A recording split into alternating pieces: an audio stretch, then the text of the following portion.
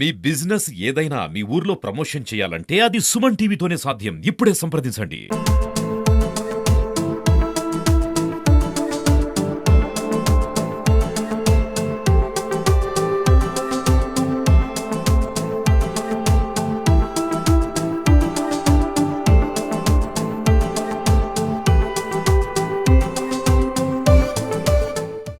ఇరవై సంవత్సరాలు ఇతను ఉలవపాటు చెందినటువంటి వ్యక్తి. ఇతను 11వ తారీఖు వాళ్ళ ఊరి దగ్గర నుంచి సరుకులు కొనుక్కుందా అని చెప్పి ఏపీ 39 RW 9006 బజాజ్ పల్సర్ బండి మీద అతను సింగరాయకొండకు వస్తా ఉంటే మార్గ మధ్యలో ప్రశాంత్ అని అతను బండి ఎక్కి అతను శివరెడ్డి హాస్పిటల్ దాకా వస్తాడు. ఈ బండి ఎక్కి వస్తానని చెప్పి దాకా వస్తాడు.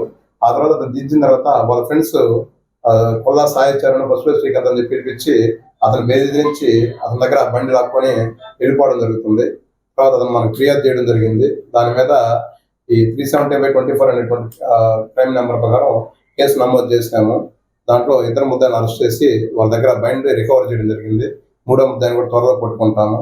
ఈ యొక్క మీడియా మిత్రుల సమావేశంలో తెలియపరచడం ఏంటంటే రౌడీ ఉన్నటువంటి ఈ కొల్లా సాయిచరణ్ అనే వ్యక్తిని, అలాగే అతనితో పాటు బస్సు శ్రీకాంత్ వ్యక్తిని అరెస్ట్ చేయడం జరిగింది.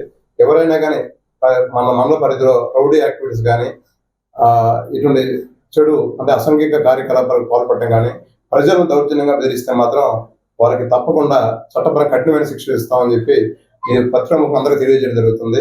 రౌడీ ఎలిమెంట్స్ మాత్రం మన ఏరియాలో ఎంటర్టైన్ చేసే ప్రసక్తే లేదు. వారి పట్ల మేము చాలా కఠినంగా వివరించడం జరుగుతుంది. చట్టపరంగా వారిని కఠినమైన శిక్ష విధించేలాగా చర్య తీసుకోవడం జరుగుతుంది. ఈ విధంగా ముద్దాయిని అరెస్ట్ చేసినటువంటి ఎస్ఐ గారిని, వారి సిబ్బందిని మా ఎస్పీ గారు, డిఎస్పీ గారు అభినందించడం జరిగింది.